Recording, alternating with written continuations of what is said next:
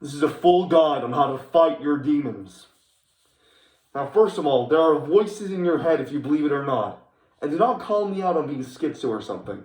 There are voices in your head. And you get to choose which you identify with. Whenever you're having a thought, observe that thought and realize that there's a part of your brain thinking that.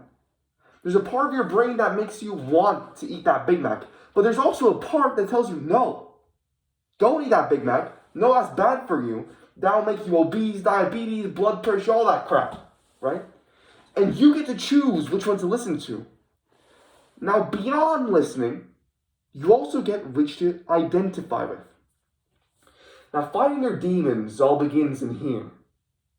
What you have to do when fighting them is to pick the side that's against them. When you're fighting your demons, if you identify with the side, the enemy, if you're fighting Russians and you say, I'm a Russian, then you're going to lose that war, right? So what you have to do is you have to tell yourself, that's not me. I don't identify with those thoughts. That's not me. Couldn't care less. Another trick that you'll see nobody talk about is this. When you ever have these moments, first of all, get yourself pumped up. Tell yourself, I'm the man, I'm the best, I'm superior, I can do everything in this world. Have some music going through your mind. Play some music. Play the most fast beat, most motivating songs ever. You see those gym edits on YouTube and the like, where there's one guy doing lap pull downs with music in the background. Think of that. Think of that guy. My guy's lap pull downing the whole machine. Not just like 50 pounds, the whole weight on that machine. He's pull downing. Not even bench pressing, pull down. Think of that guy. And here's the real tip. What you have to do is think. And if you realize that there's an urge to do something which causes pain and suffering, you must do it immediately. If your brain has this intrusive thought of, do 10 push-ups right now. You go down, do 10 push-ups. And as you're in the 9th rep, your brain tells you, do 10 more. Do 10 more. You're in the 20th rep, your brain tells you, do 23 push-ups. Gives you that weird number. You do 23 push-ups. You listen to what that part of your brain that makes you want to suffer, that makes you want to sacrifice, and identify with it. You're in war. If you're fighting your demons, you can't just stand there. You have to go to war against them. You have to go into the enemy lines and actually suffer. Soldiers don't eat lollipops and go out and about. No, they fight with guns. They have grenades and stuff. This is your grenade. Let's say you're taking a shower and you're fighting your demons. There's an urge that says, you know what? Get the knob fully down to the coldest temperature and enjoy it and feel it. Don't even flinch. Don't bow down your neck as the cold water streams through your neck. As you feel the coldness, you have to do that immediately. Never break any promises you make to yourself. Second, you do that, you lose trust. And you also are not able to listen to the part of your brain that tells you to suffer. Now, you might be asking, hey, why do I want to suffer? That's a very good question. And that's society's fault that you're asking this question. What do you mean? If you see anybody at the top, what society wants you to believe is that they got there by simply being, oh, their parents were rich or whatever. Dumb. They got there by suffering.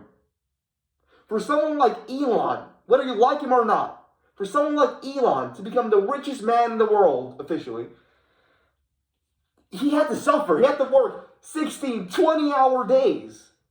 He couldn't sleep at times. Think of that. You know, there's this quote of him that I love. He says, making a startup is like chewing glass as you stare into the abyss. The guy didn't get there by going to the office, you know, having a few of our burgers, enjoying himself, putting his foot on the desk, being comfortable. No, he slept on the factory floors to get there. So you should always look at how to maximize suffering. You know how companies maximize profit? You must maximize suffering, not pleasure. Because anything pleasure is instantly something bad for you.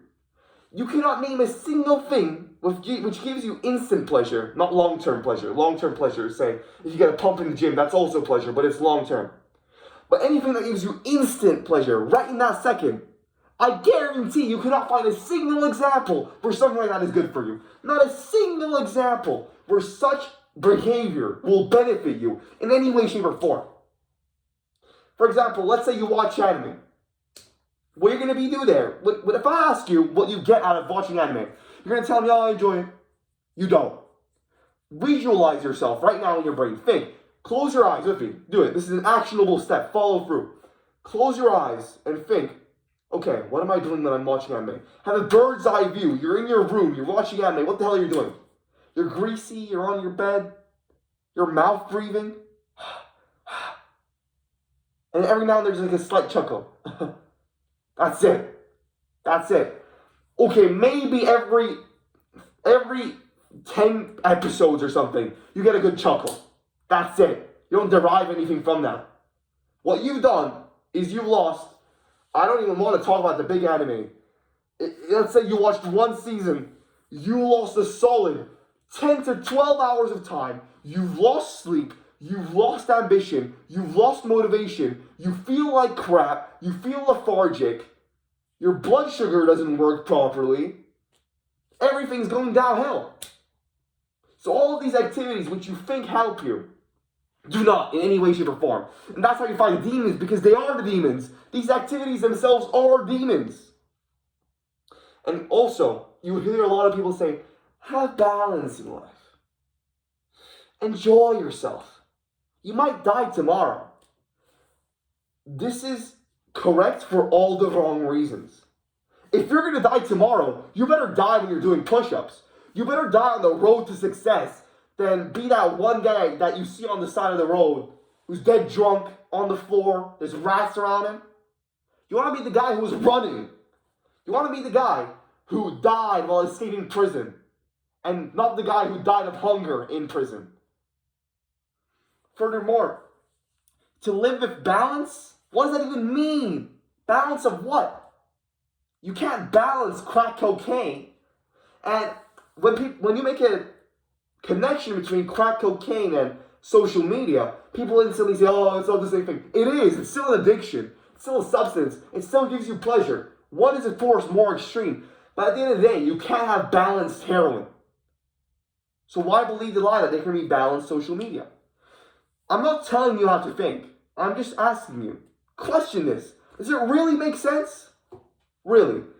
And at times, when businesses fail, for example, when a business fails, it's never because of something they anticipated. Like, that's like 1% of all things. What always happens is you have an assumption. Because when you're making a business, you have to have assumptions. Because to have decisions, you need assumptions. What happens is that these assumptions, they're like Jenga. One block comes out, and the whole thing comes crumbling. There are so many assumptions coded into us that we don't question.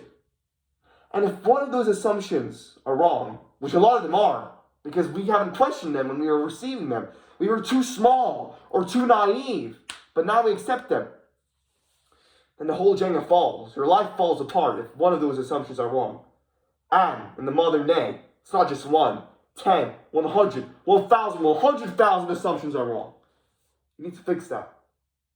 I believe in you. There is no other way. You, and only you, can fight your demons.